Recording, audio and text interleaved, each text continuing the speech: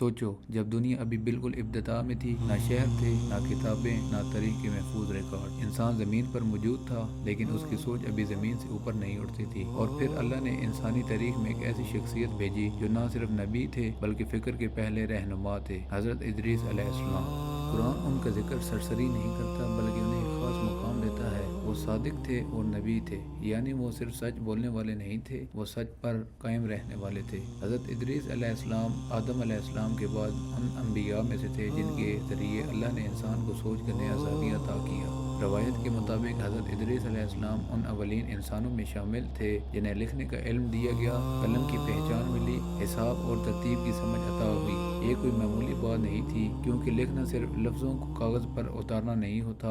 लिखना यादाश्त को महफूज करना होता है, गलतियों से सीखना होता है और आने वाली नस्लों तक इल्म पहुँचाना होता है। यूँ इंसानी तहजीब का पहला कदम शिकार से नहीं, इल्म से उठा। हज़रत इदरीस अलैहिस्सलाम ने लोगों को समझाया कि इंसान की पहचान उसके जिस्म से नहीं होती, उसके सोच से होती है। वो फरमाते थे कि अल्लाह ताला ने तुम्हें सिर्फ पैदा नहीं किया, तुम्हें समझ भी अता की है, और जहाँ समझ होती है वहाँ जिम्मेदारी भी होती है। इसलिए हज़रत इदरीस अलैहिस्सलाम का पैगाम सिर्फ इबादत तक महदूद नहीं था। वो कहते थे, इल्म हासिल करो मगर अल्लाह के लिए, समझ पैदा करो मगर गरूर के बगैर। यहीं से इंसान को पहली मरतबा ये एहसास हुआ कि इल्म बरतरी का ज़रिया नहीं बल्कि अमानत है, और इसी अमानत को उठाने के लिए अल्लाह ताला ने हज़रत इदरीस अलैहिस्सलाम को मुंतखब फरमाया। हज़रत इदरीस अलैहिस्सलाम के दौर में इंसानी माशरा सिर्फ जिंदा रहने पर कायम नहीं था, वो तरबियत के मरहले से गुजर रहा था। लोग ज़मीन पर बसते थे, लेकिन उनकी ज़िंदगी का मरकज़ ज़्यादातर ताकत और रोज़ी बन चुका था। और यहीं से एक खामोश कशमकश शुरू हुई।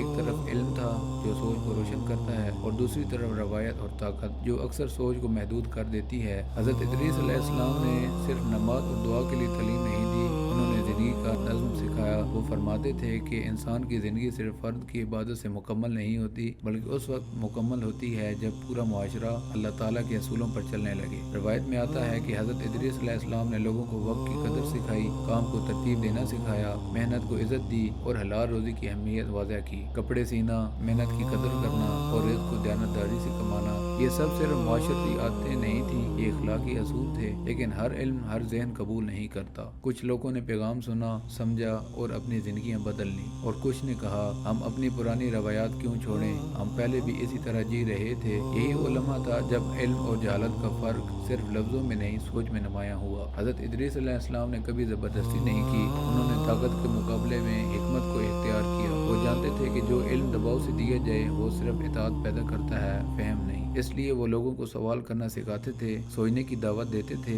और फिर अल्लाह की तरफ खुद झुकना सिखाते थे। उनका गहरा पैगाम ये था कि अल्लाह ने तुम्हें अक्ल दी है ताकि तुम उसे इस्तेमाल करो, ना कि बंद कर दो। इस सोच ने कुछ लोगों को बुलंद किया और कुछ को अपनी जिद का क्यादी बना दिया। जब माशरा दो हिस्सों में बढ़ जाए, एक इल्म वालों का और दूसरा सिर्फ ताकत वालों का, तो फितना आहिस्ता आहिस्ता जन्म लेता है। हज़रत इदरीस अलैहिस्सलाम ने इस खतरे से पहले खबरदार किया। उन्होंने फरमाया, अगर इल्म को छोड़ दिया गया तो ताकत जुल्म बन जाएगी, और अगर इल्म के साथ तज़किया ना हो तो इल्म भी तकब्बुर पैदा करता है। इसलिए उनकी दावत सिर्फ सीखने की नहीं थी, झुकने की भी थी, अल्लाह के सामने भी और हक़ के सामने भी। यूँ हज़रत इदरीस अलैहिस्सलाम की दावत सिर्फ एक पैगाम नहीं रही, बल्कि एक तहरीक बन गई।